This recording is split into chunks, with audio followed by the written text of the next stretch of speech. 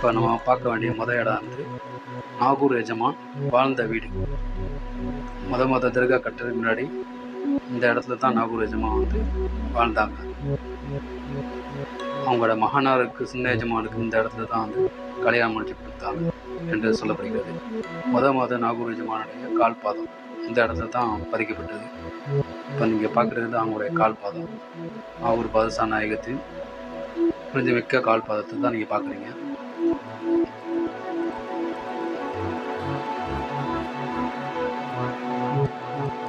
இந்த இடத்த வந்து முதுபுக் சரிப்பு என்று அழைக்கப்படுகிறது. இங்கே தான் வந்து சின்ன எஜமானுக்கு வந்து கல்யாணம் முடித்த இடம் என்று சொல்லப்படுது. இந்த கப்பல் என்று வரலாறு என்னன்னா, ஸ்ரீலங்காலேருந்து இந்த கப்பலை நாகூர் எஜமானுக்கு நேர்ந்து விட்டாங்க.